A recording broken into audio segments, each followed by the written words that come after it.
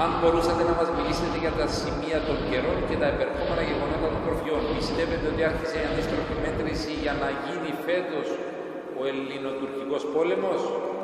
Έλληνας διεθνολόγος που μελέτησε την Αγία Γραφή και τους βίους των Αγίων είπε ότι ήδη ξύπνησε ο μαρμαρωμένος βασιλιάς Ιωάννης και ετοιμάζεται να εκτελέσει το έργο που του ανάθεσε ο Θεός και να βασιλεύσει Κωνσταντινούπολη. Πιστεύετε ότι είναι αλήθεια? Ευχαριστώ πολύ. Λοιπόν, εδώ λέει για τους καιρούς που περνάμε και για τον Άγιον Παΐσιο, κουνιέται το καντήλι της Παναγίας στη Μονή Νηβύρων, Άγιον Όρος, ο Αρχάγγελος Μιχαήλς τον Ουτραφάνα δάκρυσε. Τι θα γίνει με την Κύπρο? Την ευλογία σου γέροντα μου σε όλο τον κόσμο. Τι γίνεται με τον πόλεμο, την ανεργία, την πείνα των λαών? Τι γίνεται με όλους αυτούς που τους πρόσφυγες, τους μουσουλμάνους? Πώς θα εξελιχθούν τα πράγματα, οι καταστάσεις του κόσμου και πότε θα κυβερνήσει η αγάπη για τον κόσμο? Επίσης να προσευχηθείτε για τον Μάριο, λέει, που είναι 30 ετών και είναι στην Αρροδοφούση. Θα σας το δώσω αυτό. Κοιτάξτε, αυτά θα πούμε και τελειώσαμε. Μου είπε ένας άνθρωπος του Θεού, αυτός που σας είπα προηγουμένως, ότι έκαμε προσευχή να δει που είναι ο γεροευμένιος και του έδειξε την ουράνια ιεραρχία των Αγίων, των συγχρόνων Αγίων. Ο ίδιος άνθρωπος ζει κάπου μυστικός, ούτε θα τον αποκαλύψω ποτέ μου, διότι έχουμε ανάγκη από τους μυστικούς και κρυμμένους Αγίους. Και τον ερώτησα έτσι με αγωνία, όταν είδα όχι τόσο τα πλοία των Τούρκων να έρχονται, το Φατίχ, πώς το λένε αυτόν για να κάνει γεώτρηση. Αυτά τους τα είπα από καιρόν, που μου τα είπαν οι Άγιοι, δεν τα είδα εγώ, ότι θα συμβούν. Και ένας συνάδελφος του συζύγου σας, υπουργός, υπεύθυνος άνθρωπος, ήρθε και μιλήσαμε για να ξεύρουν κι αυτοί οι κυβερνώντες πώς βλέπουν οι Άγιοι άνθρωποι τα μέλλοντα συμβαίνει και κατά την πίστη τους ας πράξουν. Αν δεν πράξουν θα τους καθαιρέσει ο Θεός και θα βάλει άλλους στη θέση τους. Λοιπόν, διότι δεν θα αφήσει ο Χριστός την Ορθοδοξία και τον Ελληνισμό να χαθεί. Θα δοκιμαστεί για να αποβάλουμε όλη αυτήν την αμαρτωλότητα που εμείς ήδη εβάλαμε στον εαυτό μας. Χρειαζόμαστε εγχείρηση, βαθιά εγχείρηση.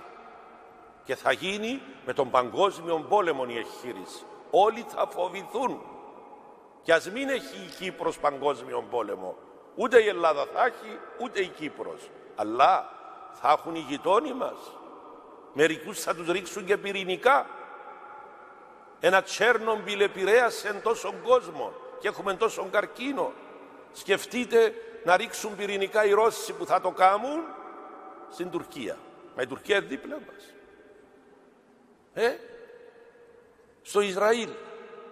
Εμέναν αυτόν το οποίο με έκαμε να μιλήσω με αυτόν τον άνθρωπο του Θεού με αγωνία, παρόλο που χρόνια ασχολούμαι κατ' εντολήν συγχρόνων ανθρώπων του Θεού που μου είπαν πρέπει ένας επίσκοπος να μελετήσει τις προφητείες των Αγίων.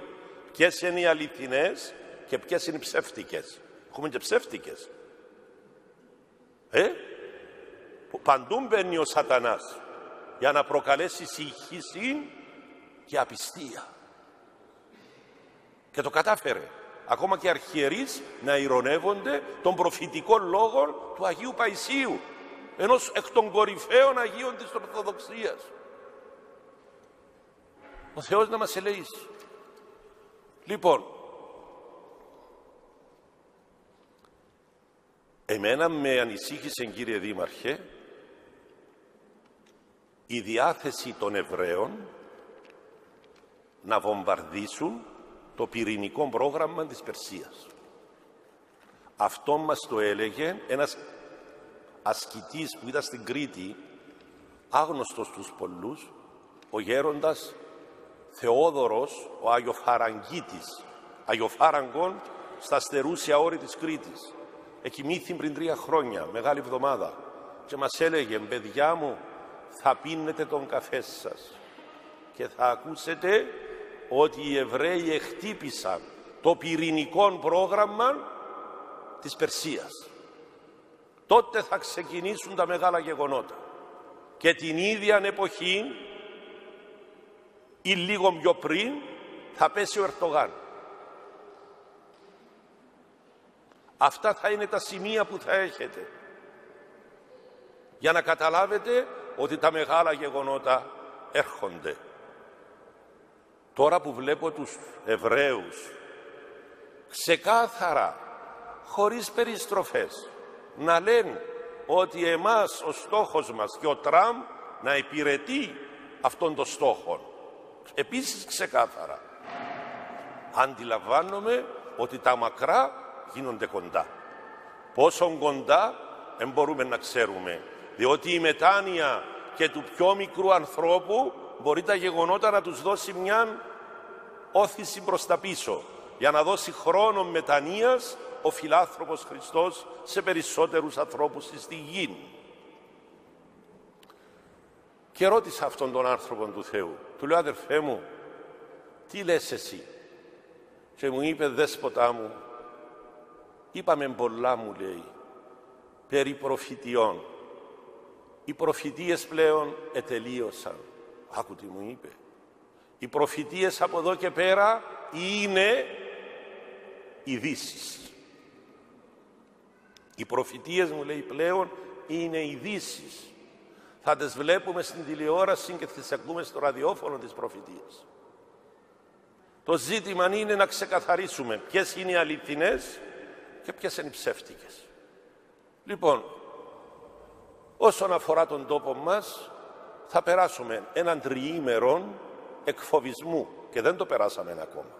Μερικοί νόμιζαν ότι είναι που ενάρθει το τρυπάνι των Τούρκων. Νομίζω μόνος που κατάλαβε το φόβο είναι ο άντρας σου και ο πρόεδρος και αυτοί που ήταν κοντά και ο Υπουργός Άμυνας. Οι πολλοί Κύπροι δεν το καταλάβα. Και αν με ρωτάτε, καλά έκαμε το κράτος μας και δεν εφόβησε τον λαό από μια άποψη. Που την άλλη όμως, ενώ ξέρουμε, ρε παιδί μου, ότι τούτα θα γίνουν, βλέπουμε ήδη ότι αρχίσαν και γίνονται, η μετάνοια είναι μειωμένη. Είναι το παράπονο της Παναγίας αυτό. Εγώ θέλω, λέει, να ανεβάσω την Ορθοδοξία, να την κάνω παγκόσμια πίστη σε όλη την οικουμένη. Και τι ζητώ? Λίγη μετάνοια, λέει. Έναν ήμαρτο.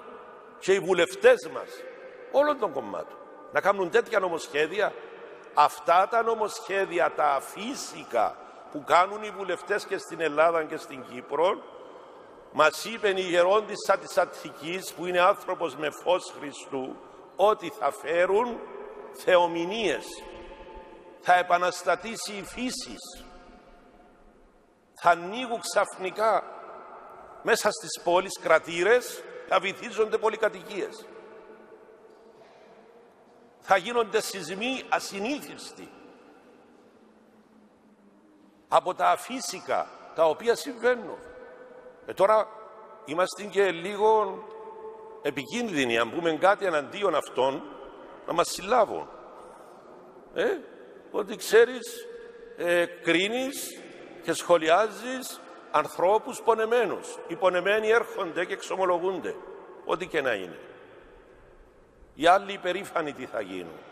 Τώρα περισσότερες λεπτομέρειες δεν θέλω να πω για τα προφητικά. Εμείς πρέπει ως χριστιανοί Ορθόδοξοι να βλέπουμε αυτά τα δύο σημεία που προανάφερα, την πτώση του Ερντογάν. Τώρα θα είναι πτώση πολιτική ή βιολογική.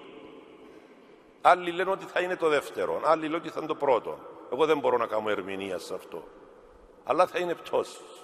Οι επόμενοι που θα μπουν ως πολιτική της Τουρκίας θα είναι τη χάρπαστη. Δηλαδή θα είναι άνθρωποι που δεν θα γνωρίζουν από πολιτική.